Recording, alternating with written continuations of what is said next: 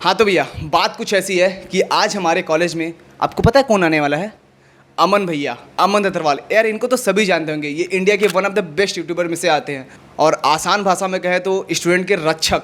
यार इनका जो चैनल है ना, मतलब यार मैं इनके वीडियोस देखता हूँ और इनसे बहुत ज़्यादा मोटिवेशन मिलता है सभी को, मुझे नहीं सभी को मिलता है। इनका इंट्रोडक्शन करने की ज़रूरत ही नहीं है यार, क्योंकि ये अमन भैया है। और एक इम्पॉर्टेंट बात, क्या आप भी फोड़ोगे? इनकी बातें सुन के ना आज ऐसा दिल कर रहा है कि अपन भी फोड़ेगा और आप भी फोड़ो। तो चलिए आप सेमिनार को एंजॉय करिए और वीडियो को पूरा देखना, क्योंकि बहुत ही इंटरेस्टिंग होने वाला है यार सच में। Let's go.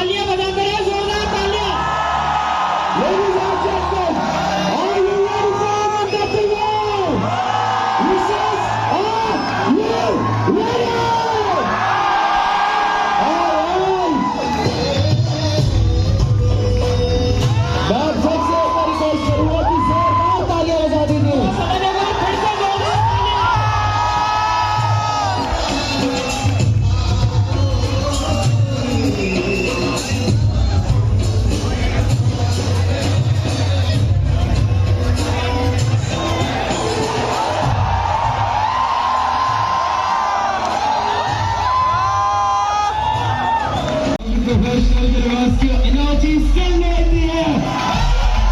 How many people can feel it?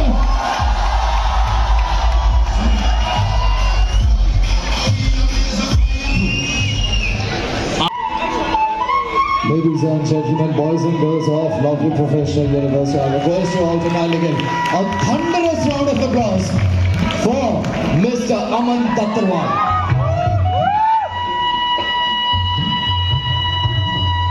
जहाँ रहेगा वहीं रोशनी लुटाएगा, किसी चिराग का अपना मका नहीं होता।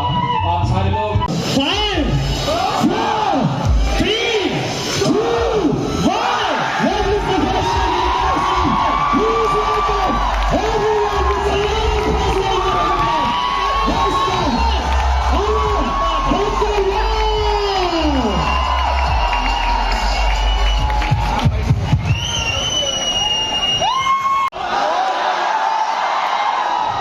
मेरे को समझ नहीं आ रहा स्टार्ट कहाँ से करने वो शब्द। मैं भी रास्ते में आ रहा था तो रास्ता की जर्नी थोड़ी लंबी थी तो 1 घंटे का डिले आ गया।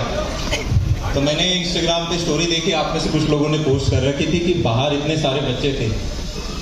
मैंने कहा ये तो कितने हो आप सभी? आई गेस यहाँ पे 2000 के करीबन बच्चे, यहाँ पर 4-5 हज़ार। ये आज 99 सेमिनार हम ले रहे होंगे और एक एक्सरसाइज है जो कि किसी भी यूनिवर्सिटी या कॉलेज में हम जाते हैं तो सबसे पहले करते हैं, जो कि होता है कि एनर्जी चेक कर लेते हैं एक बार बच्चों में कितनी है।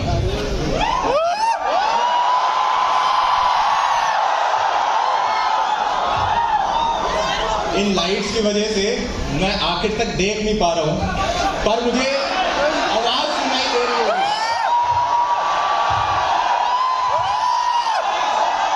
तो सबसे पहले ये नंबर 1 पे आ रहा था थापर यूनिवर्सिटी, सबसे ज्यादा एनर्जी पे। फिर 1 महीने पहले मैं बैंगलोर में गया, वहां था RVCE कॉलेज और उन्होंने उनका जो रिकॉर्ड था वो ब्रेक कर दिया। क्या आज हम RVCE का रिकॉर्ड ब्रेक कर सकते हैं? मुझे लगता है कि कर सकते हैं। सारे एनर्जी लगाएंगे। तो एक छोटी सी एक्सरसाइज करते हैं और उसके बाद बड़ा स्पॉन्टी सेमिनार रखेंगे। आप कुछ भी पूछ सकते हो, 1.5 घंटे का ये सेशन होगा। मैं कुछ चीजें शुरुआत कर दूंगा, मुझे भी नहीं पता आज मैं क्या बोलने आया हूँ। मैं रैंडम चीजें स्टार्ट कर देता हूँ, इन बिटवीन कोई ना कोई आप में से हाथ खड़ा कर देगा और उसी के ऊपर हम आगे और कंटिन्यू कर देंगे। तो एक्सरसाइज ये है कि हम 1 से 10 तक क्लैप करेंगे और जैसे जैसे मैं बोलूंगा 1, 2 3 उसी प्रकार से 1 2 3 आपकी क्लैप आती जाएगी। जैसे ही हम 10 तक पहुंचेंगे तो हमें पागल हो जाना है, नीचे की सीटें उखाड़ के फेंक देनी है। और 10 के बाद चेक हो रहा होगा कि भाई एनर्जी लेवल कितना है। तो स्टार्ट करें, आएगा ऊपर तोड़ नहीं देना। 1 2 3 4 5 6 7 8 9 10।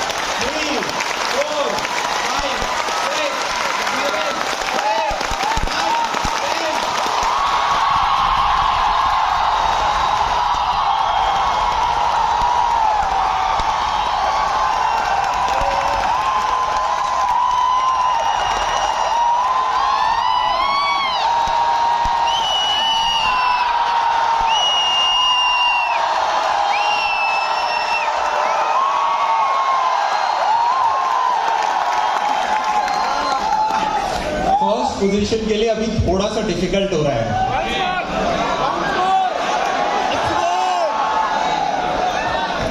देखो थापड़ से लाउड था, फर्स्ट पोजीशन से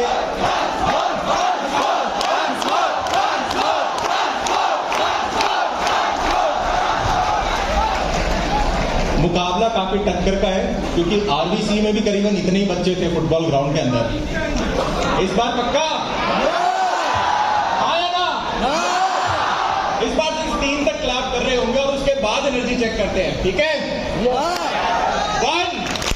2 3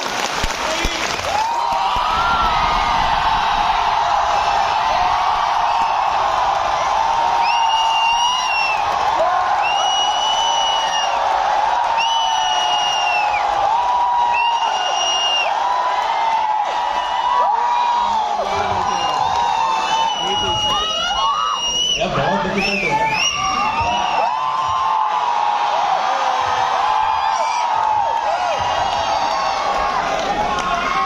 इसे एक टाई ब्रेकर अभी मैं दे सकते हैं। एक कोशिश सेशन के एंड में और करेंगे। स्टार्ट करते हैं स्टोरी टेलिंग के साथ, और स्टोरी टेलिंग है जो मेरी पिछले 7 साल की जर्नी रही है, उसमें कहां कहां पे क्या क्या गड्ढे आए। अब आ रही है आवाज? आवाज नहीं आ रही? चेक चेक चेक, आ रही है? लास्ट तक आवाज आ रही है? और अब आ रही है आवाज लास्ट तक? आ रही है, चलो ग्रेट। और यहाँ पे कॉलेज के प्रोफेसर्स भी बैठे हैं। जितने प्रोफेसर्स बैठे होते हैं उतना नाप नाप के बोलना होता है। तो 2015 के अंदर यार मेरा इंजीनियरिंग कॉलेज जो था फर्स्ट ईयर स्टार्ट हुआ था, और एक चीज जो मैंने पिछले 7 सालों में देखी है वो ये कि जितनी एनर्जी हमारे अंदर कॉलेज के अंदर होती है, जितनी फायर होती है पहले के अंदर कि यार हाँ मेरे को कुछ अलग करना है, मेरे को कुछ डेल्टा अलग लेकर आना है। डेल्टा है डिफरेंस आपके और बाकी लोगों के बीच में। तो बंदा फर्स्ट ईयर के अंदर आता है इस सोच के साथ कि यार मैं नए नए दोस्त बनाऊंगा, नई नई चीजें एक्सप्लोर करके देखूंगा, शायद मुझे कुछ ऐसी चीज मिले जिसके ऊपर मैं काम कर रहा हूँ, शायद मुझे कोडिंग में ही बहुत ज्यादा मन लग जाए, क्या मैं प्लेसमेंट्स बहुत अच्छे निकाल सकता हूँ। आप में से कुछ होंगे जो गवर्नमेंट जॉब्स के पीछे कि यार मेरे को यूपीएससी निकालना है, एसएससी निकालना है, सीजीएल निकालना है, मुझे ये बेल्ट की जॉब चाहिए। तो यहाँ पे कितने हैं जो कि गवर्नमेंट जॉब्स के लिए पढ़ाई कर रहे हैं? कितने हैं जो गवर्नमेंट जॉब्स के लिए पढ़ाई कर रहे हैं? कभी भी किसी को मत बताना कि गवर्नमेंट जॉब की तैयारी कर रहे हो, हाथ नीचे कर लो, ठीक है? वरना यही आस पड़ोस के दोस्त second year, third year, fourth year, college के बाद तक पूछते रहेंगे भाई क्या हुआ, नहीं हुआ को कोई नहीं यार, तेरे में दम है यार, तो अगले साल निकाल लेगा। कभी स्पेशली सरकारी वाले कभी किसी को मत बताओ कि मैं सरकारी की तैयारी कर रहा हूँ। अब नेक्स्ट वाले पर अभी बता देना कितने हैं जो प्लेसमेंट्स की तैयारी कर रहे हैं, और कितने हैं जो खुद के वेंचर्स के ऊपर स्टार्ट। बहुत बढ़िया, ग्रेट। कोई और तो मिस नहीं हो गया? सारे सेक्टर कवर कर लिए, सरकारी, कॉर्पोरेट और खुद का करने वाले। फर्स्ट ईयर में कितने हैं? Second year? सेकेंड ईयर ज्यादा है। Third year? थर्ड ईयर और ज्यादा है, फाइनल ईयर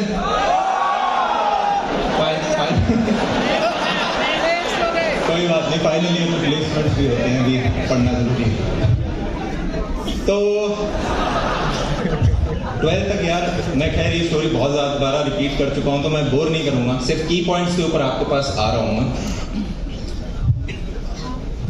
इस पूरे सेमिनार का उद्देश्य ये होगा, एक तो जो मैंने 7 साल में चीज़ें सीखी, कुछ जो बहुत इंपॉर्टेंट वो आपको बता दूँ, साथ में मुझे लगता है कुछ डेल्टा चीज़ें होती हैं जिससे कि सारी चीज़ हार्डवर्क नहीं है यार। हार्डवर्क की अगर हम बात करें, सबसे ज़्यादा हार्डवर्क कौन करता है? एक लेबरर।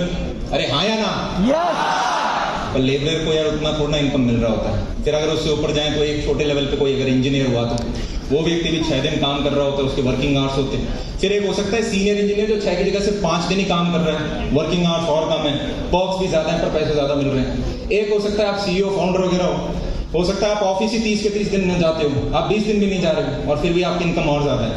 तो हमें ये समझ में आ रहा है कि सिर्फ हार्डवर्क नहीं होता, एक डायरेक्शन भी होती है कि आप किस डायरेक्शन में अपना हार्डवर्क इनपुट डाल रहे हो। अरे हाँ या ना? तो उस डेल्टा के बारे में भी बात हम कर रहे होंगे। और एक डेल्टा मेरा ये भी मानना है कि जीवन में सिर्फ देखो 3 चीज़ें बहुत इंपॉर्टेंट हैं जो मेरे को समझ में आई हैं। अभी हम सारे 18, 19, 20 साल के हैं, पर आज से 5 साल 6 साल बाद आप सब लोग 25 साल के करीबन के हो जाओगे। यस और नो? तब हमारे मम्मी पापा तो हमें फंड नहीं कर रहे होंगे, हम खुद कमा रहे होंगे। यस और नो? तो जनाब उस टाइम में हमें काफ़ी बार, और मैंने ये नोटिस करा है अपने आस पड़ोस में दोस्तों में देखते हुए, 23, 24, 25 जैसे जैसे आप जा रहे होगे आपको ये फील होना स्टार्ट हो जाएगा, यार काश मैंने थोड़ा ज़्यादा इनपुट डाल लिया होता। मैं 40,000 की जॉब क्यों कर रहा हूँ, मैं 30,000 की जॉब क्यों कर रहा हूँ जो मेरा दोस्त 80,000 की कर रहा है, मैं 80,000 की क्यों कर रहा हूँ जो मेरा दोस्त 1.25 लाख का कर रहा है, मैं 1.25 लाख का क्यों कर रहा हूँ जो मेरा एक दोस्त 10 लाख का कुछ कर रहा है। मैं यहाँ ये जो यहाँ पे 4-5 हज़ार बच्चे अगर बैठे हैं, इसी कमरे में से एटलीस्ट 1% बच्चा ऐसा होगा जो स्काई रॉकेट की तरह ऊपर जाएगा। कोई हो सकता है UPSC में बहुत अच्छी रैंक लेके आ जाए, कोई हो सकता है किसी का स्टार्टअप बहुत अच्छा जाए, कोई हो सकता है यहाँ पे कॉलेज का सबसे बेस्ट प्लेसमेंट उठा के लेके चले जाए 1 CR से ऊपर का कुछ, और तब आपको लग रहा होगा यार ये तो मेरे ही बैच का था, मतलब इसको इसने ऐसा क्या किया। और the only difference would be कि आपने डायरेक्शन क्या चूज करी थी। 25 साल की जब एज में आते हैं, मेरा मानना है कि हमें समझ में आता है कि लाइफ में एक तो कैपिटल बहुत ज़्यादा इंपॉर्टेंट है। हाँ या ना? हम में से मेजॉरिटी लोग इंजीनियरिंग इसलिए कर रहे थे, इसलिए नहीं क्योंकि हमें बचपन में बहुत, अगर इंजीनियरिंग में किसी को मजा भी आता है तो मैकेनिकल इंजीनियरिंग में आता है। अरे यार गाड़ियाँ वाड़ियाँ कैसे बनती होंगी, टार्जन देख के, टार्जन ही मूवी का नाम था, यार गाड़ियाँ वाड़ियाँ कैसे बनती होंगी। पर जैसे जैसे आते हैं फिर पता चलता है यार पैसे के लिए CS में ही हमें जाना पड़ेगा, तो CS ब्रांच को ड्रॉप करते हैं। तो कैपिटल इज वेरी इंपॉर्टेंट, क्योंकि कैपिटल एक टूल है, जैसे एक फॉर्क होती है मैगी खाने के लिए, उसी प्रकार से उस टूल से आपके कपड़े भी आएंगे, तो आपकी रोटी भी आएगी, आपकी दाल भी आएगी, आप अपना घर परिवार भी चलाओगे, आपके हेल्थ मेडिकल इश्यूज, कल को आपके पेरेंट्स बीमार हो रहे होंगे तो वो सारे एक्सपेंसेस फिगर आउट करना, वो सारा आपका कैपिटल मैनेज कर रहा होगा, बहुत इंपॉर्टेंट। सेकेंड एक और एस्पेक्ट जो बहुत इंपॉर्टेंट है वो ये कि फैमिली, कि आपके फैमिली कितनी स्ट्रांग आपने बना रखी है। ये एक ऐसा एस्पेक्ट है जो कि जब मैं खुद कॉलेज में होता था तो इतना नहीं देखते थे। इनफैक्ट मैं कोशिश करता था घर कम से कम जाऊं, सैटरडे संडे भी होते थे तो घर में बहाना बनाता था कि हॉस्टल नहीं रहना है, घर कौन आएगा, क्योंकि घर में तो रिस्ट्रेन होती है ना, ये नहीं कर सकते, कैंपस में नहीं घूम सकते, बाहर नहीं जा सकते, दोस्तों से बात नहीं कर सकते। In fact summer break winter break भी होती थी तो मैं कहता था कि नहीं थोड़ा हॉस्टल में ही रहते हैं, घर कौन जा रहा होगा। पर जैसे जैसे आप कॉलेज के बाहर जाते हो आपको पता चलता है जिस प्रकार से स्कूल के मेजॉरिटी दोस्त छूट गए थे जब हम कॉलेज में आए, उसी प्रकार से कॉलेज के भी मेजॉरिटी दोस्त आपके छूट जाएंगे जब आप अपनी प्रोफेशनल लाइफ में आओगे। और जैसे जैसे आप 23, 24, 25 और बाद में कल वो आपकी शादी हो गया, आपका एक छोटा सा परिवार हो गया, तब तो आपके पास टाइम ही नहीं अपने दोस्तों के लिए, तब आपकी अलग ही एक रिस्पॉन्सिबिलिटी आपके ऊपर आ रही होगी। तो जो सेकेंड एस्पेक्ट है फैमिली, वो बहुत मेरे को इम्पॉर्टेंट लगता है। अदरवाइज हम वो व्यक्ति तो नहीं बनना चाहते ना, जैसे एक एग्जांपल ले लेते हैं, ठीक है, यहाँ पे इसी का ले लेते हैं या किसी स्टूडेंट का ले लेते हैं, मेरे साथ में पड़ता है, कोई भी एक बच्चा आ जाओ, फर्स्ट कम फर्स्ट सर्व।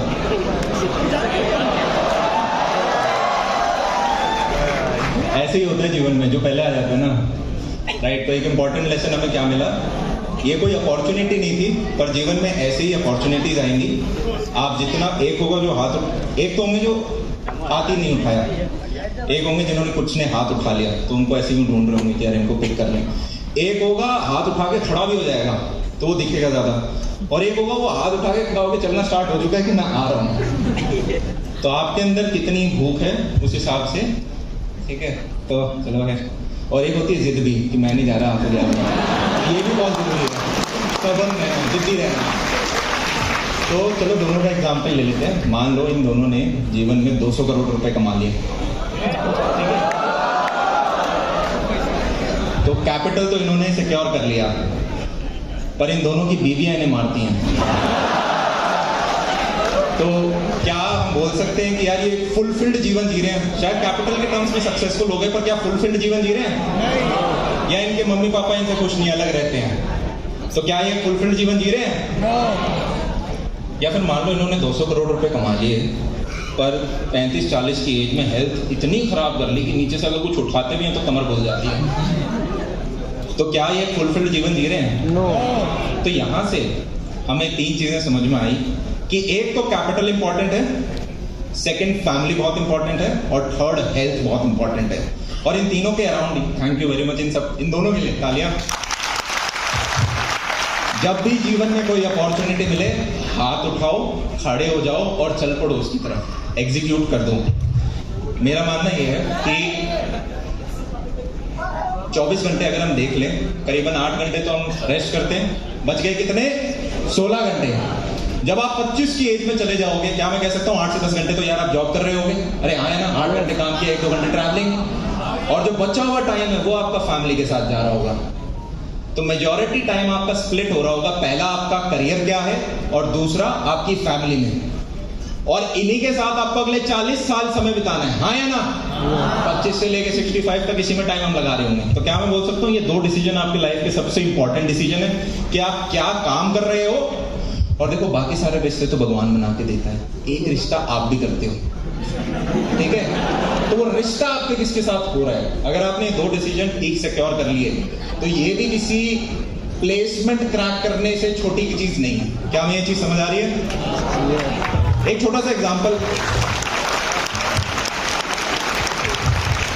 हमारे इंडियंस की यार सबसे स्ट्रॉन्ग चीज जो मुझे लगती है वो ये है कि हमारा कल्चर हमें ये कहता है कि हमें अपने पेरेंट्स के साथ जुड़ के रहना है। अरे हाँ है ना? हमारे माँ बाप जितना पेन, स्ट्रेस और जितनी एनर्जी लगा रहे होते हैं एक बच्चे को छोटे से लेके स्कूल पूरा कराने में, फिर कॉलेज पूरा कराने में, इतना शायद वेस्ट में नहीं होता। वो तो कह देते हैं 14 साल की उम्र में चलो बेटा आप अपने खर्चे को देखना स्टार्ट करो, 17-18 में तो बेटा अब तुम अलग रहो। वहाँ तो मम्मी पापा के साथ रहना एक इंसल्ट की सी बात है कि अभी भी अपनी मम्मी के घर रहते हो। पर यहाँ पे एक डिफरेंस है। मैं वो जो कॉलेज में यूँ सोचता था कि घर नहीं जाना है क्योंकि दोस्तों के साथ शायद या कॉलेज में ज़्यादा मज़ा आ रहा होगा, अब एकदम उल्टा व्यक्ति बन गया हूँ, क्योंकि जो पेरेंट्स हैं वो आपकी सबसे स्ट्रॉन्गेस्ट बैकबोन बनते हैं। आज के दिन भी अगर मेरे डेली जो लाइफस्टाइल है उसमें से मेरे मम्मी पापा अपना हाथ पीछे खींच ले तो मैं तो अपने काम नहीं कर पाऊँ। मैं अगर ऑर्गेनाइजेशन भी आज के दिन रन कर रहा हूँ तो मैंने अपने पापा को कह रखा है कि भाई VRS दे दो और अब टोटल इसके अंदर आओ।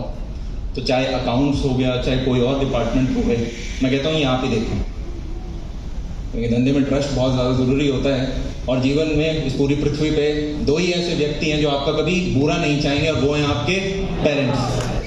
वो ही ऐसे व्यक्ति होंगे जिनको आपकी सक्सेस से जेलसी नहीं होगी। सच बात है तो थोड़ी कड़वी लग सकती है। 3 इडियट्स हम सब ने देखी थी। दोस्त के अगर बुरे नंबर आए तो बुरा लगता है, और दोस्त टॉप कर जाए तो बहुत बुरा लगता है। इसी प्रकार से पर आपके जो पेरेंट्स हैं ना उन्हें बहुत अच्छा लगेगा जब भी आप जितना टॉप जाओगे, वो तो यूँ कहीं उठा और थोड़ा सा और नहीं। सचिन तेंदुलकर कहते थे, मेरे एक कोच थे, और वो मेरे से कभी सेटिस्फाइड नहीं, मैं सेंचुरी मार के आ जाऊंगा तब भी कमियां निकालेंगे। क्यों? क्योंकि वो चाहते हैं कि थोड़ा सा और इम्प्रूवमेंट हो जाए। वहीं दोस्तों का वो कहेगा, अरे यार पढ़ रहा है तू, पढ़ रहा है भाई, ये पढ़ाई कर रहा है भाई, देख ले इसको, सांप पढ़ रहा है। तो एक नेटफ्लिक्स पे डॉक्यूमेंट्री है, उसका नाम है व्हाट द हेल्थ। आप ज़रूर देखना उसे, अगर आपको कहीं से दोस्तों का सब्सक्रिप्शन ले ला के, नहीं तो कहीं इधर उधर मिल जाए। व्हाट द हेल्थ, बड़ी इंटरेस्टिंग है। और उसके अंदर एक दो फैक्ट्स थे, मैं शायद परसेंटेज एकदम एक्यूरेट ना बताऊं। डायबिटीज़ और कैंसर, ये ऐसी बीमारियां होने वाली हैं आने वाले समय में, स्पेशली जैसा हम खाना खाते हैं, ठीक है, जितना हमारे चारों तरफ पॉल्यूटेंट्स हैं, डायबिटीज़ और कैंसर। आप अपने लेफ्ट में एक व्यक्ति देख लो, अपने राइट में एक व्यक्ति देख लो, इनमें से एक को तो आई गेस डायबिटीज़ या कैंसर में से एक है। ये प्रोबेबिलिटी है, लगभग 30% लोगों में आने वाले टाइम में, और करीबन 25% ही कैंसर का उन्होंने स्टैट्स दिखाया था। तो जीवन पहले ही मार दो अपने दोस्तों को लेफ्ट राइट देख।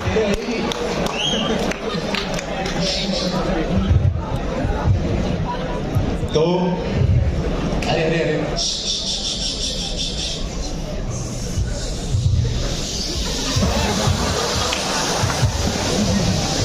यार, ये बताओ कॉलेज के बाद कहीं करने का मौका मिलता है। तो एक तो बड़ा गड्ढा हो गया 25% का, एक बड़ा गड्ढा हो गया करीबन 30-33% का।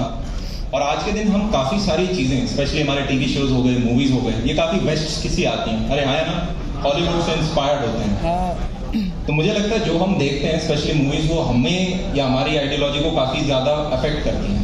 और यहाँ पे एक चीज़ को आपको बड़ा ध्यान रखना है, इस एरा को इंफॉर्मेशन एरा भी कहा जाता है, डिजिटल एरा भी कहा जाता है।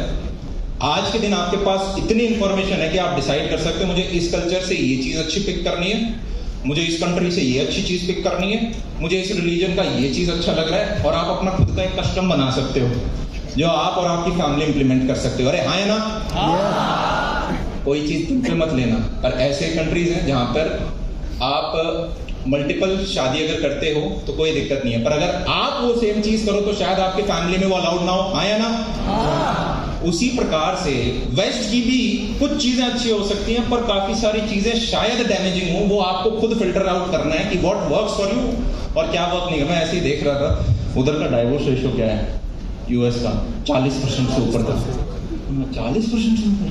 फिर एक कंट्री मिली मुझे लग्जमबर्ग करके, उसका 70% से ऊपर। मैंने कहा कर क्यों नहीं शादियां, इन्हें तो पता है होना है। मतलब अगर आपको पता हो कि भाई यहाँ से उठ के मैं उस गेट तक जाऊंगा तो पक्का 50% प्रोबेबिलिटी है कोई मार देगा, आप जाओगे वहां तक? नहीं। और यहाँ पे दुनिया और डॉक्टर चिल्ला चिल्ला के बोल रहे हैं 25% तो ये बीमारी 25% में तो यहाँ फंसोगे, 33% इसमें फंस जाएंगे, और वेस्ट का डाइवोर्स पकड़ के लिया और 40% इसमें फंस जाएंगे। तो 3 गड्ढे स्किप कैसे करेगा एक इंडिविजुअल?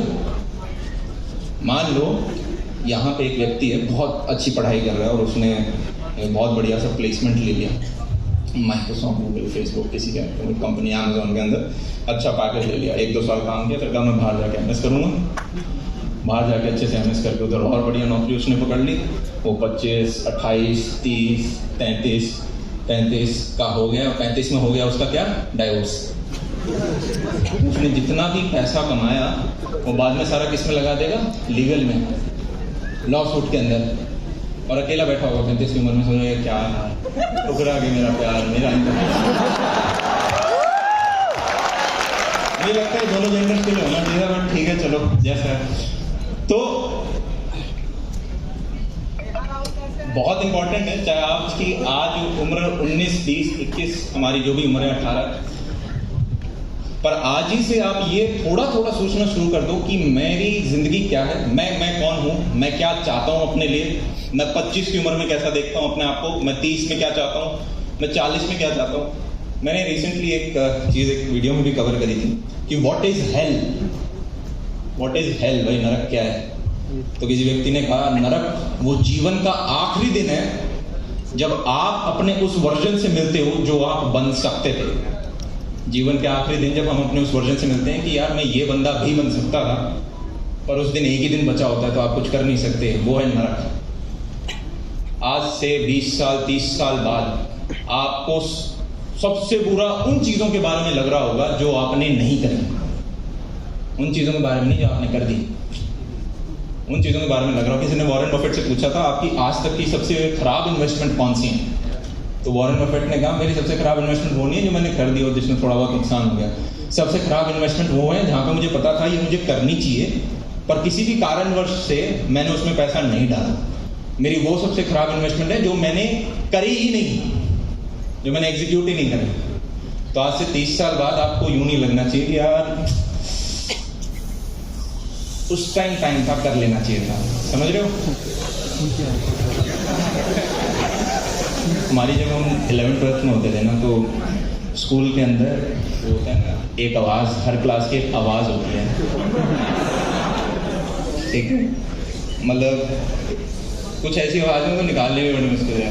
जब हम शायद 9th और 10th में थे, एक हमारी क्लास में लड़का होता था संदीप नाम करके, वो एक आवाज़ निकालता था, yes sir, no sir, okay, हर एक चीज़ में अड़ लगाता था वो। तो पूरी क्लास उसे मिमिक करने लग गई थी, मतलब ऐसे ही लहजे में आ गया था वो। फिर जब हम 11th-12th में आए तो ये भेड़िया वाली आवाज़ होती है ना, वो अब तो मेरे से निकलेगी भी नहीं। वो टीचर गया और बाद में वो स्टार्ट। फिर बीच में मेंढक भी बने थे हम कुछ समय के लिए, ठीक है? फिर वो जीप से एक आवाज़ वो ऐसे करके बस यार प्रोफेसर बैठे हैं हम लोग। फिर बीच में वो भी एक गाना आया था ना, जहाँ पे वो टेबल क्रॉप करते हो, हाँ, वो सारे मज़ा आते हैं। कॉलेज में और कर सकते हैं। तो अब आते हैं नेक्स्ट चीज़ के ऊपर। कॉलेज के अंदर जब मैं आया तो स्कूल में बड़े शर्मीले थे, तो ये सोचा कि कॉलेज में आके शर्माहट को कैसे हटाएं। किसी ने कहा शीशे में बोलो।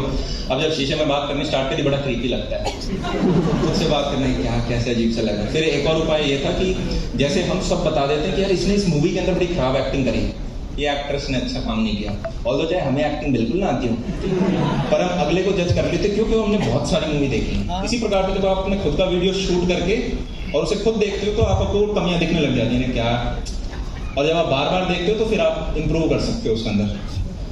तो उस चीज़ के साथ मैंने सोचा इस चीज़ के ऊपर वीडियो बना सकते हैं अपने से, कॉमेडी वगैरह ये सब तो होगा नहीं।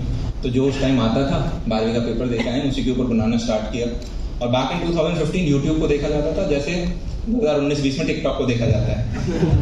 इसका एक उदाहरण मैं इस प्रकार से दूंगा। कॉलेज का फर्स्ट ईयर है, बड़े 5 व्यू 10 व्यू 15 व्यू। एक इंट्रोवर्ट के लिए सबसे एम्बैरेसिंग चीज़ पता है क्या होती है? उसके पेरेंट्स को पता चल जाए कि उसने कहीं पे वीडियो बनाया है, उसके माँ बाप देख लें वीडियो, इनको कैसे पता चल गया 5 को व्यू आ रहे हैं, और वो 5 मेरे ही होते थे, रिफ्रेश करके देख रहा हूँ कितनी तो शायद पता नहीं क्या तुक्का लगा, मम्मी ने मेरा ही नाम सर्च कर रही थी क्या। हमने कहा चलो ठीक है बेटा बनाया करूँ। मैं इतना क्लास का एक वो भोला बच्चा नहीं होता जो बचपन से ज़्यादा भोला जितना होना नहीं चाहिए। तो मेरे पापा को बड़ी टेंशन होती थी कि यार इसका जीवन में बड़े होकर नुकसान कर देंगे लोग, इसको थोड़ा सख्त बनाना पड़ेगा। पापा क्या करते थे, जब मैं छोटा था पड़ोसियों के बच्चे ले लेकर आते थे घर के अंदर और बोलते थे इसको लड़ाई कर इससे, और मैं कहता था पापा इसको मारूंगा तो इसको लग जाएगी, इतने में अगला मार देता था। पापा ने कहा एक बार की सही की बात है, मैंने कहा अगले को लग जाएगी, वो छोटा सा बैट था उसने बैट की देके मारी मेरे। फिर पापा ने कहा इसको स्पोर्ट्स में डालते हैं, स्पोर्ट्स में हारेगा जीतेगा एग्रेशन आएगा। क्रिकेट फुटबॉल टेनिस में से टेनिस पिक किया क्योंकि उसमें कम लोग रिक्वायर्ड हैं खेलने के लिए। तो लगभग 7-1 साल है हमारे घर के अंदर। सिंपल है, कोई बच्चा अगर पैदा हुआ है या तो उसको स्पोर्ट्स में भेज देंगे या फिर उसको बेल्ट में जाओ, आर्मी में जाओ, पुलिस में जाओ, इसके अलावा और कुछ नहीं। तो मेरे एक जीजा जी थे जो कि इंडियन टीम में आए, तो बस उसके बाद सारे स्पोर्ट्स के अंदर, और उसके बाद आर्मी और उसमें सब हैं तो सब उसी डायरेक्शन। तो 7 साल खेला। पापा का बस एक शर्त होता था, खेलो तब तक बस मैथ्स और इंग्लिश में अच्छे नंबर आने चाहिए।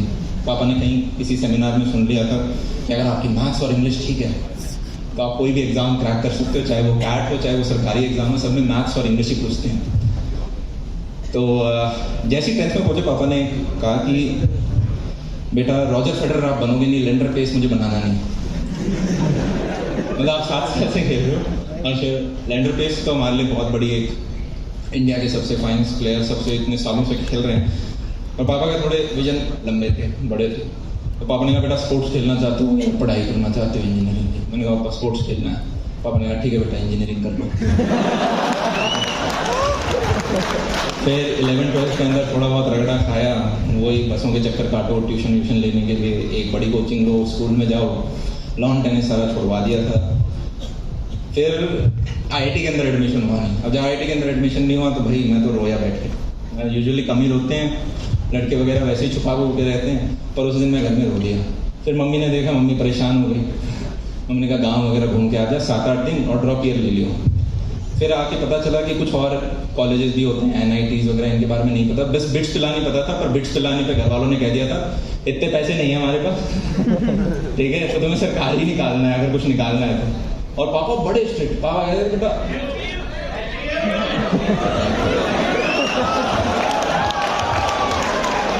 पापा ने बचपन से कह रखा था कि बेटा कॉलेज तक पढ़ाऊंगा, उसके बाद बाहर निकाल दूंगा कहीं तो। मतलब बचपन से ऐसा पावर डाल रखा, ठीक है।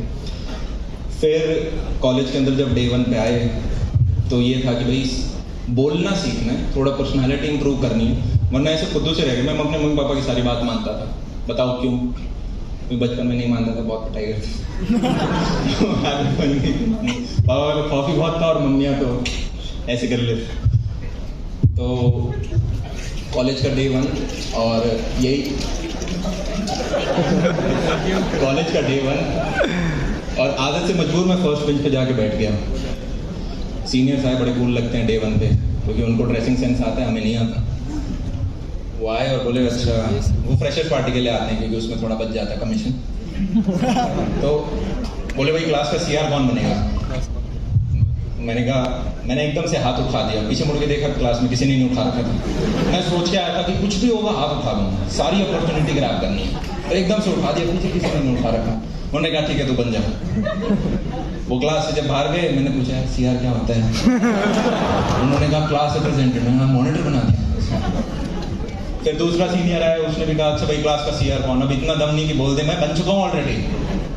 उन्होंने इतने में 2 लोगों ने हाथ उठा दिया, मैंने और एक और ने, वो रैंक ओपनर, जो सबसे ज़्यादा नंबर आ रखे थे उसके। रैंक ओपनर उतना हर कॉलेज का भी, ये रैंक ओपनर है इस कॉलेज का। उन्होंने कहा भाई स्पीच दो। मैंने कहा यही तो नहीं आता हमें। मैंने कहा कौन कर? मैंने कहा भाई पहले तू दे दे, मैं फिर उसमें प्लस मैंने दे। वो आया, इंग्लिश में स्टार्ट हो गया, भाई मैं आपको बहुत पढ़ाऊँगा, आप पे कोई डाउट आएगा आप मेरे से आके पूछ सकते हो, मैं आपको नोट्स दूंगा, मैं आपको टीचरों से ये काम कराऊंगा, मैं पढ़ाऊंगा। इतने में पीछे एक वॉस की मैम थी, जितना नाम कूल है उतनी मैम बड़ी कूल थी। वो वॉस की मैम हैट पहन के बैठी थी, कोई सेंस है कॉलेज में हैट पहन के बैठी थी, पर पीछे एक टेबल है, उधर मस्त बैठ के ऐसे हैट, वो कहते हैं इंदिरा। मैं कहा मैं, फिर उन्होंने कहा कि तेरे को ये सब नहीं बोलना है, तू बोल तू कराएगा बंक, तू दिलवाएगा इनको बॉल फुटबॉल वगैरह ये सारी चीज़ें। हाँ ठीक है, मैं गया, मैं ये बोल दिया क्या मेजॉरिटी से जीता मैं? किसी ने वोट नहीं किया दूसरे तो जैसे CR बन गए, फिर उन्होंने कहा भाई कॉपी रोटेट कर दो, व्हाट्सएप ग्रुप बनाना। मैंने कॉपी रोटेट कर दी, सबने नंबर डाल दिया।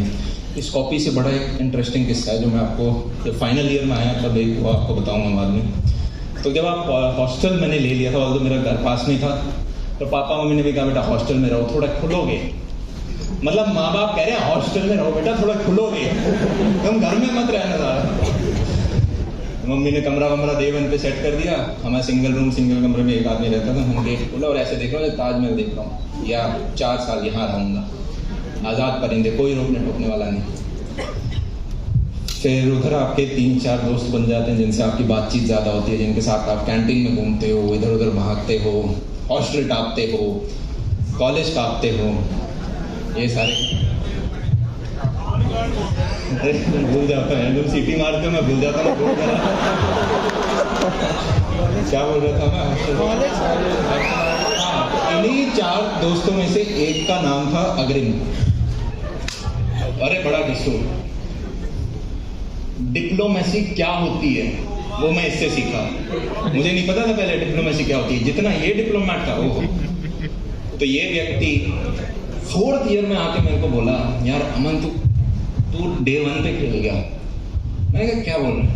इसके साथ में हमेशा रहा हूँ, दिन रात इसका बगल में रूम है, हमने कितने ही घंटों बात करी होगी, एग्जाम टाइम में कितने ही घंटे साथ रहे होंगे। जब फाइनल ईयर आ गया, 1st, 2nd, 3rd, 4th year में आके बोल रहे हैं यार तू Day 1 पे खेल गया। मैंने कहा क्या खेला? यार तेरे को Day 1 पे सबका नंबर मिल गया था। मैंने कहा ये व्यक्ति अभी तक इस बात को दिमाग में रख के बैठा है। मेरा इंटेलिजेंस। मैंने कहा अच्छा आज बोला तूने 4 साल बाद।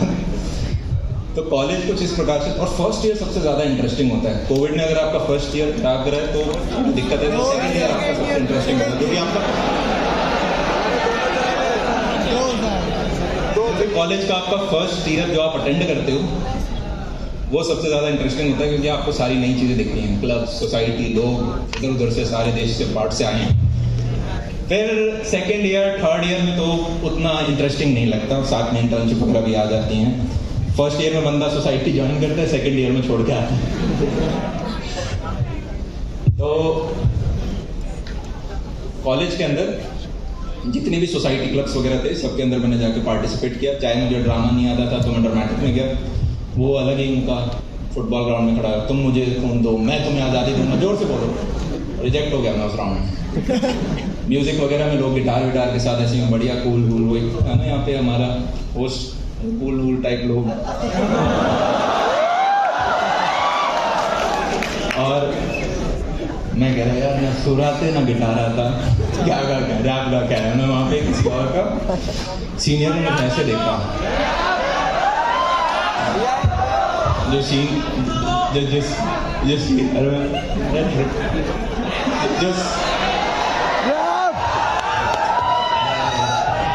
अरे काम की चीज रैप कर लेंगे लास्ट में। तो सीनियर ने पहले कह दिया था भाई अगर तूने रैप गाया किसी का तो मैं दिमाग खराब हो जाएगा। तो फिर मैंने गा दिया, वही सोचने का चला जाओ। म्यूजिक डांस सोसाइटी में भी सेम हुआ, उन्होंने भगा दिया, पर हम ढीठ थे, जैसे कि वो आदमी ढीठ था। तो वो प्रैक्टिस कर रहे इंटर ब्रांच कंपटीशन और हम भी पीछे घुस गए, थोड़ा थोड़ा हम भी कर लेंगे। तो एक डांस कंपटीशन चाहे बहुत ही गंदा डांस किया हमने कर लिया। उन्होंने पूछा भाई पहले नाचना आता है? बोला हाँ हमें डांस आता है। मैंने कहाँ किया है? घर में जब शादियाँ आती हैं करके दिखाओ। तो बहुत ही एम्बैरेसिंग डे, पर वही दिन याद रहते हैं फॉर सम रीजन कॉलेज के, कि कौन से दिन हॉस्टल टापा था, कौन से दिन बंक किया था। डे 1 हमारे सीनियर्स आए, हमें बोल के गए डे 1 बंक करो, क्या कर रहे हो?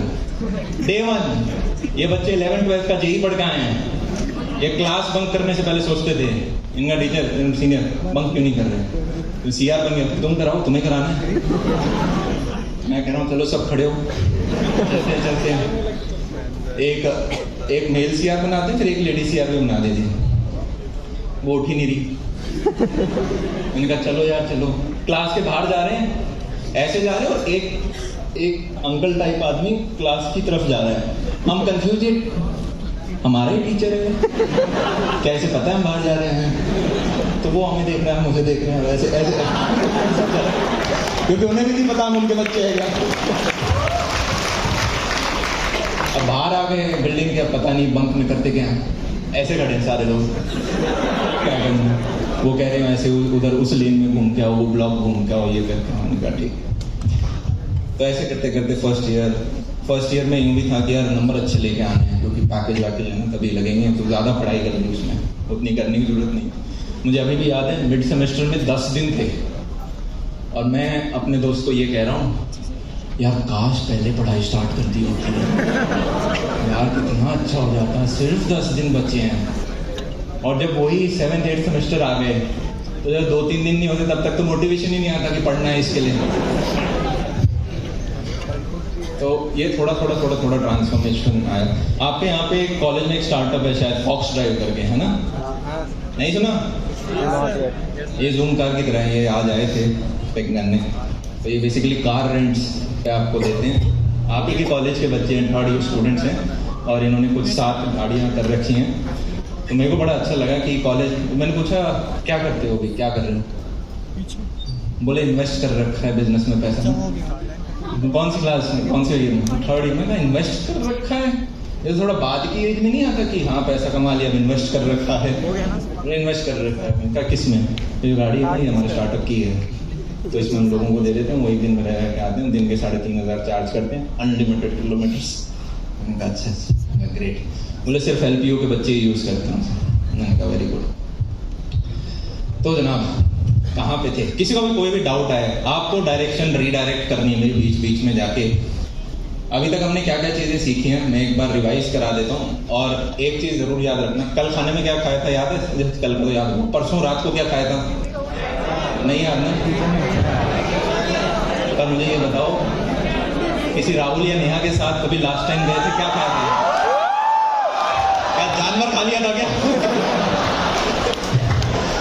पॉइंट भी, हमें जीवन में जो बार बार रिपीट होता है वो उतना याद नहीं रहता, नए एक्सपीरियंसेस याद रहते हैं।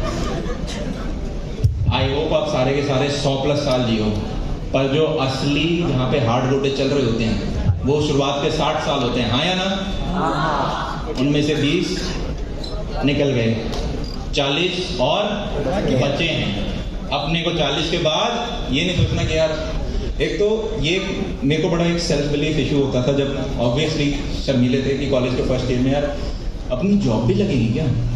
एक तो जब आप 11th-12th में होते हो ना, बड़ा हार्ड होता है डाइजेस्ट करना, हम भी किसी दिन काम करेंगे, हमें भी ऐसे ऑफिस जाना होगा। मम्मी ने तो पहले दिमाग में इमेजिन कर रखा था सीरियल देख के, सूट वूट पहन के, ऐसे ही बच्चा जाएगा मेरा, पर ऐसे ही खुद डाइजेस्ट, क्या हम जॉब करेंगे, हमारी शादियाँ होंगी, बीमार होंगे, ऐसे में डाइजेस्ट नहीं होता, लगता है देखो स्कूल है। तो ये सोचना कि भाई हम अपना कोई काम स्टार्ट कर देंगे, ये तो मतलब out of the picture.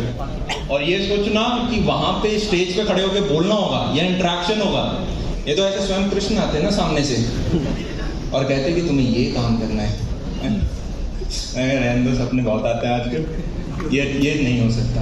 Point भी, जो आज भी आपने सोचा भी नहीं है कि आपके साथ हो सकता है, कुछ कंडीशंस हैं। आज के दिन है ना, मार्केट में स्ट्रैटेजी बहुत ज़्यादा अवेलेबल है। मेरे से काफ़ी बार बच्चे बोलते हैं भैया स्ट्रैटेजी बताओ।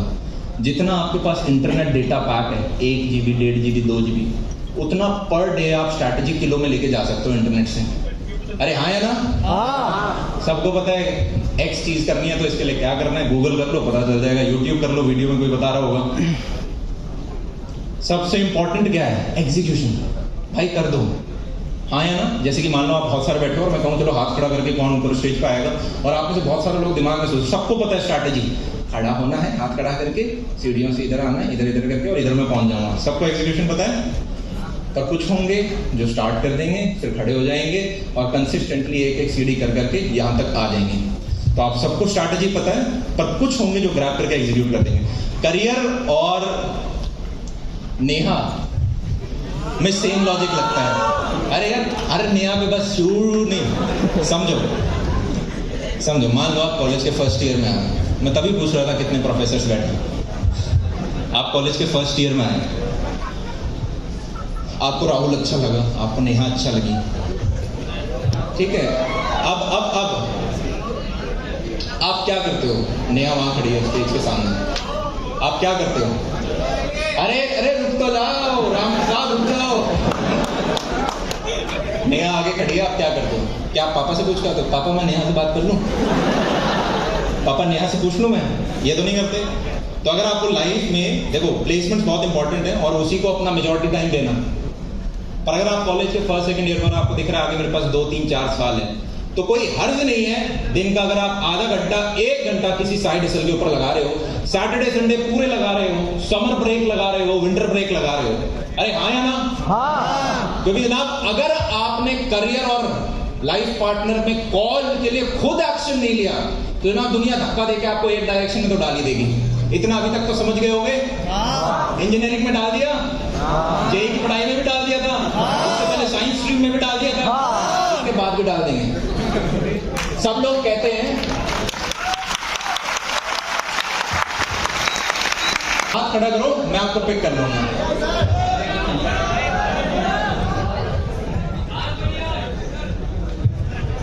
एक लड़का, एक लड़की, एक लड़का, एक लड़की, इस ऑर्डर में हम पिक करते जाएंगे।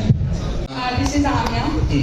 So I've been trying to do YouTube for like past 2 years, but वही वाला सीन ना, like I make 2-3 videos, पूरा अपना 100% देके, my friends like it, my relatives like it, but पापा को जैसे ही पता चलता है, like shut it down, focus on your studies. मेरा CGPA भी सही चल रहा है, attendance अच्छी चल रही है, focusing on studies as well. But how do I convince my father that this is something I really want to do? 2 to 3 videos हैं? Yes, I do. कितने महीने में? Yes. अरे आपका मित्र कुछ बोलना चाह रहा है, हमेशा अच्छे से सुनो, be a very good listener यार। सोचो आप बोलो और कोई लोग ऐसे बात करें, कितना बुरा लगेगा। आम्या, आमना। आमना, तो आप 2-3 वीडियो महीने के बनाते हो जी। और कितना सब्स हो गए? मैं बोल तो रही हूँ, मैं बीच में बंद कर दिया, लाइक मैं चैनल डिलीट कर अरे दी यार पापा से सिंपल क्वेश्चन, करके। कितना सब्स हो गया? 300। 300 हुआ है हाँ। 2 साल के अंदर? नहीं, 2 महीने में, like I shut it down. 2 महीने के अंदर फिर आपने रोक दिया, अब आपने 2 साल बाद वापस स्टार्ट किया। नहीं, अभी नहीं किया है।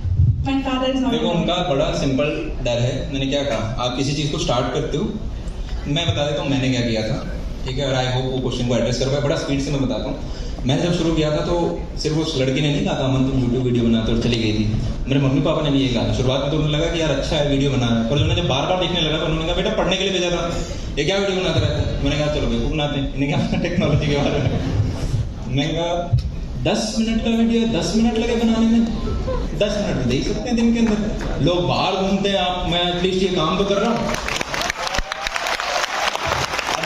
रियलिटी ये होती थी यार 10 मिनट के पीछे थोड़े ज़्यादा घंटे लगते थे, क्योंकि पहला दिक्कत इंटरनेट नहीं मिलता था। 1 GB फॉर 30 डेज होता था, पर डे नहीं होता था। तो वाईफाई लैब के सामने जाके वो करो, कोई एडिटिंग सॉफ्टवेयर पेड नहीं होते थे, सिस्टम भी बड़े ख़राब होते थे, एक्सपोर्ट फेल हो जाते थे। पर घर वालों को बोला 10 मिनट लगते हैं, वो मान गए। फिर दूसरा, मेरी मम्मी फिर भी नहीं रुकी, तो मैंने शुरुआत के 6 महीने चैनल की मोनेटाइजेशन ऑन नहीं करी थी। उस टाइम आप डे 1 से कर सकते थे। अब आपको शायद कुछ 1000 सब्सक्राइबर 4000 घंटे चाहिए, उस टाइम ऐसा कोई रूल नहीं था। तो मैं 6 महीने बाद मोनेटाइजेशन होगी, दिन के 5, 10, 15 रुपए आने लगे। और मैं मम्मी को बता रहा था, पर वो 10 रुपए देख के बड़ी खुश होती थी, क्योंकि वो 10 रुपए एक समोसा आज मैंने खुद का खाया, जो कैंटीन में खाया, वो बड़ी अच्छी चीज लगती थी। और तीसरा, मैंने अपने क्या करा, जब मम्मी नहीं मान रही, मैं मम्मी का चैनल खुलवा दिया। मैंने कहा खुद आप मेरे को क्या रोकेंगे। मैंने कहा मम्मी आप कुकिंग का चैनल बनाओ। क्या कुकिंग का चैनल खोलो मम्मी। मम्मी अपने कुकिंग के चैनल, फिर मम्मी ने रोका नहीं। और फिर क्या है, आप करते रहते हो, आप कर लोगे, मतलब आप धीरे धीरे कर। मैं एक और एग्जांपल देता हूँ। चौथा इसके बाद कि मेरे हॉस्टल में मैं अपने वीडियो रिकॉर्ड नहीं कर पा रहा था, क्योंकि मेरे दोस्तों को जैसे पता चलता है कि भैया अपना वीडियो रिकॉर्ड कर रहा है, वो आके क्या करते, अरे अमन तो वीडियो रिकॉर्ड कर रहा है गेट के ऊपर। मैंने कहा यार ये मजा लेना स्टार्ट कर दिया इन्होंने। अपने को अलग रूम चाहिए होगा, पर घर वालों से कैसे मानिए कि मेरे को यार एक अलग कमरा चाहिए। मैं अपने पापा से जाके कन्विंस करने लगा, पापा एक एक्स्ट्रा कमरा चाहिए। नब्स पकड़ने की जरूरत होती है पेरेंट्स की। मेरे पापा की नब्स क्या है, सरकारी नौकरी, UPSC। मैंने क्या करा, पापा हॉस्टल में बच्चे पढ़ने नहीं दे रहे, मेरे को कमरा चाहिए होगा UPSC की तैयारी के लिए। अब पापा बेवकूफ थोड़ा है। पापा ने कहा पढ़ने वाले तो पढ़ लेते हैं, तुम ना लायक, तुम्हारे दोस्त ना लायक। मैंने कहा गिव अप नहीं करना है, जिद बना के रखनी है। 1 महीने तक बना। फिर मैंने कहा पिच बदलते हैं, ऑफरिंग बदलते हैं। मैंने कहा मैं और मेरा दोस्त अमन आनंद, अब उसने BPS से निकाल लिया, वो रैंक ओपनर था JEE मेंस के। हमारे टाइम में JEE बोर्ड दोनों के लगते थे, उसके JEE में हाईएस्ट आए थे। हम दोनों पढ़ेंगे।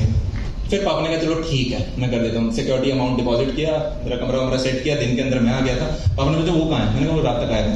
रात को पापा वो आ गया। मैंने कहा पापा अमन आनंद ने तो डिच कर दिया, वो तो नहीं आ रहा। पापा ने कहा ये क्या बात हुई, तुम ना लायक, तुम्हारे दोस्त ना लायक। और पापा स्टार्ट हो गए। पर मुझे पता था 2 घंटे ही तो डांटेंगे।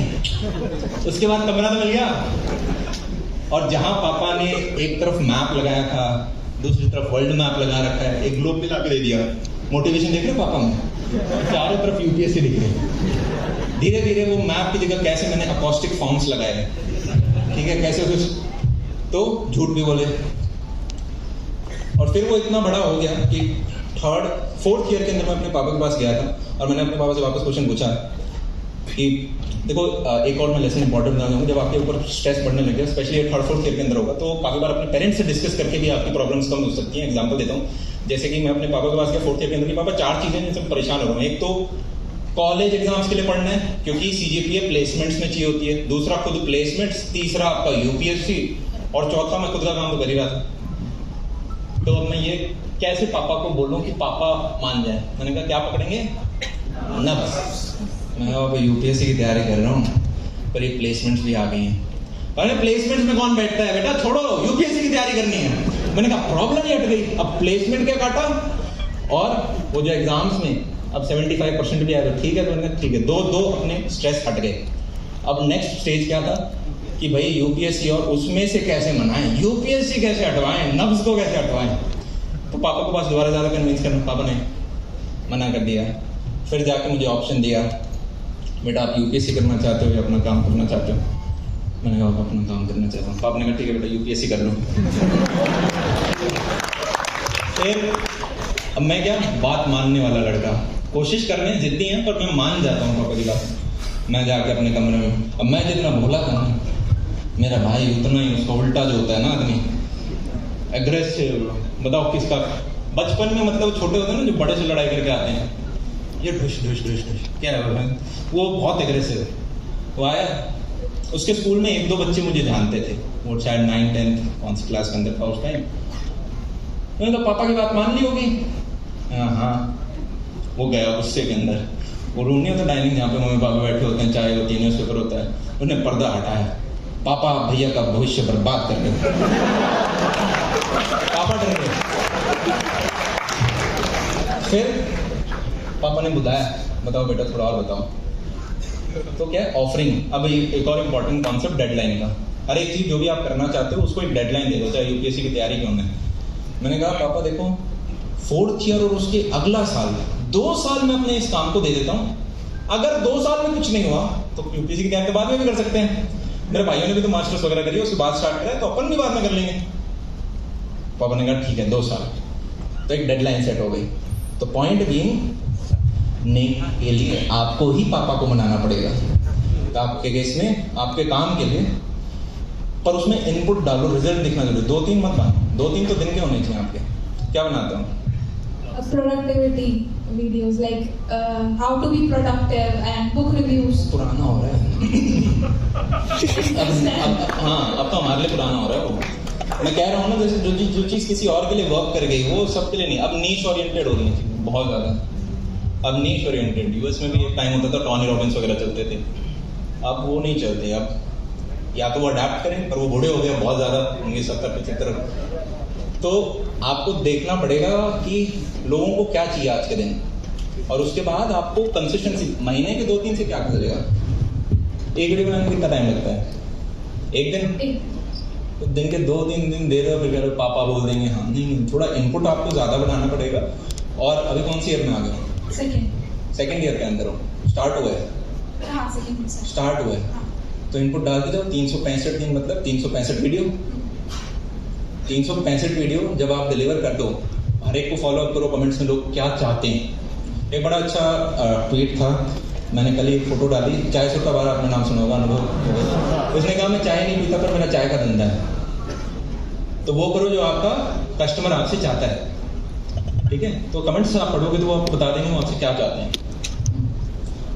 बस यही है। हाँ, थैंक यू। उन्हें जिस दिन दिखने लग गया ना कि 300 की जगह 300 के सामने एक आगे के भी है, या 300 के या 3 के आगे 1 मिलियन है एम, उस दिन आपको बड़ा कन्विंस करना इजी हो जाएगा। पहली चीज मैं बोलना चाहती हूँ, I literally manifested this meet. मैंने अपनी जर्नल में लिखा था कि I am gonna meet Aman भैया टुडे ऑन 30 अगस्त एंड वो लिटरली पापा मम्मी के प्रति, पापा के प्रति, पापा के प्रति। I have to meet you. Thank you so much Aman भैया।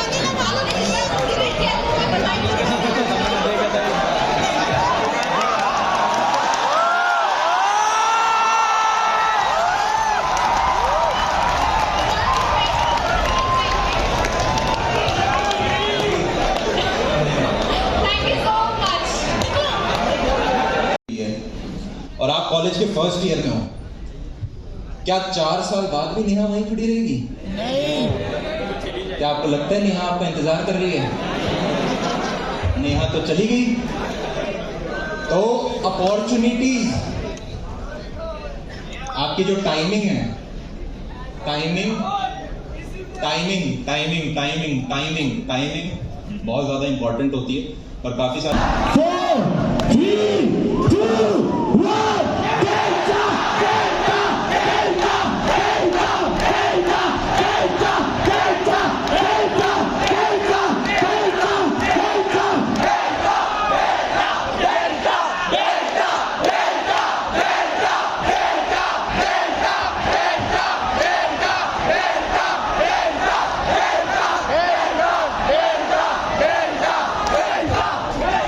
मैंने ये जो शाउट करवाया है, मैं हर कॉलेज में जाके शाउट इसलिए कराता हूँ।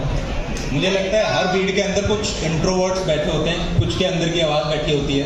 आप जब चिल्ला देते हो थोड़ा आदमी खुल जाता है, अरे हाँ या ना।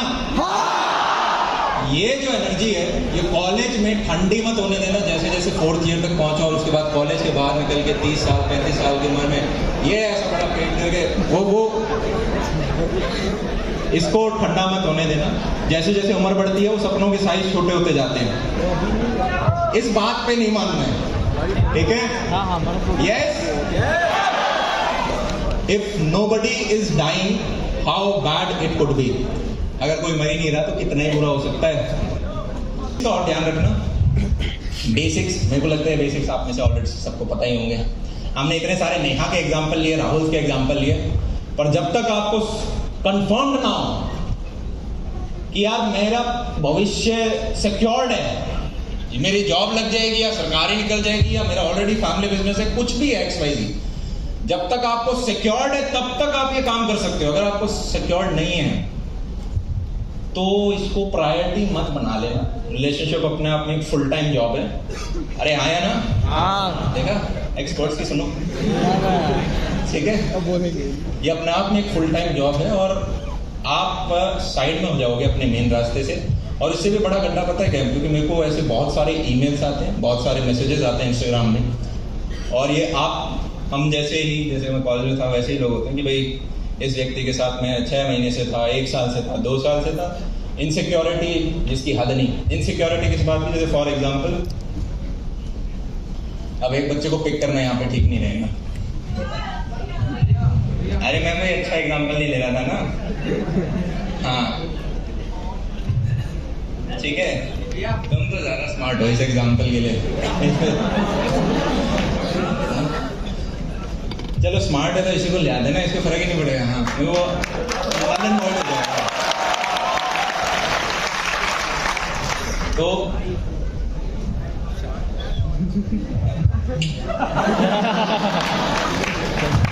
तो मान लो ये है एक साधारण इंडियन व्यक्ति, ठीक है? इमेजिन करो एक बार के लिए कि एक साधारण नॉर्मल व्यक्ति है। आप कॉलेज के अंदर हो, आपका भी भविष्य इतना सिक्योर्ड नहीं है, आपको पता नहीं है, आपके पेरेंट्स इतना सपोर्ट नहीं कर सकते, खुद दिख नहीं रही कि 100% पक्का अच्छी जगह जॉब लगेगी या नहीं लगेगी। होगा क्या? मान लो इन्होंने नेहा सेट कर भी ली, तो 4 महीने बाद 5 महीने बाद किसी दिन दीदी ऑनलाइन दिखी तो इन्हें लगेगा यार किसी टाइम मैं भी ऑनलाइन हुआ करता था। दीदी किसी और के साथ तो ऑनलाइन, इनसिक्योरिटी आ जाएगी, क्योंकि इन्हें लगेगा मेरे में ऐसा क्या था जो बाकियों में नहीं है, मेरे में ऐसा क्या कुछ खुद दम पे किया नहीं ना। जैसे मेरे पापा एक चीज कहा करते थे कि बड़े स्ट्रिक्ट, वो तो मैं बता ही चुका हूँ, मैं क्या 10-11 भाई हैं कुछ, वो उन सबको सरकारी में फिट कर दिया, ठीक है? तो पापा राजस्थान से पकड़ के लाते थे 3-3 के झुंड में भाइयों को। दिल्ली के अंदर एक कमरे में बंद कर दे, कोई कोचिंग की जरूरत नहीं है, अंटिल UPSC का ऑप्शनल सब्जेक्ट ना हो कोई कोचिंग नहीं लेने। कमरे के अंदर बैठती, किताब दे दी और उसके बाद बोलते थे यहाँ बैठ के पढ़ते रहो। और बोलते थे अगर किसी पड़ोसी ने ये बता दिया कि तुमने किसी लड़की की तरफ आँख उठा के भी देखी है तो आंखें फोड़ दूंगा तुम्हारी, ठीक है? खैर उन सबने उस डर के अंदर सबने निकाल लिया अपने जो भी उनके, मैं पॉइंट भूल गया था इससे पर। तो उन्हें वो पापा ये कहते थे अभी किसी की तरफ देखना नहीं है, जिस दिन तुम्हारी जॉब लगेगी फिर इस घर से लेके धौला कुआं तक लाइन लगाऊंगा मैं। ये भी पापा के वर्ड्स होते थे। समझ पा रहे हो? अरे रियलिटी तो यही है, हाँ या ना? मैं पॉलिश बातें थोड़ा ना करना है। तो जिस दिन आपने कुछ हासिल कर लिया, वो बड़ा एक है कि फेमस कि लोग आपकी इज्जत तब तक करेंगे जब तक उन्हें आपसे मतलब है, जब तक आप उनके काम के हो। अरे हाँ, लोग आपकी इज्जत तब तक करेंगे जब तक आपसे आप उनके काम के हो सकते हो। यूटिलिटी जिसे बोलते हैं। तो जैसे ही आपकी जॉब लग जाती है, अब आप यूटिलिटी हो, चाहे लड़की है लड़का है, तब आप यूटिलिटी हो। अब आप एक हीरा हो। उससे पहले तो आप जैसे बहुत पहले इस कंट्री में 150 करोड़ है, पृथ्वी पे 700 करोड़ है। तो सबसे पहले अपने आप को एक पोजीशन स्ट्रांग कर लो, उसके बाद आपका इनसिक्योरिटी नहीं रहेगा। और एक चीज और, थैंक यू। अमन दत्तरवाल, एक बार जोरदार तालियां बजा दीजिए अमन दत्तरवाल के लिए। जनाब आज हम आए हैं जलंधर पंजाब और यहाँ पर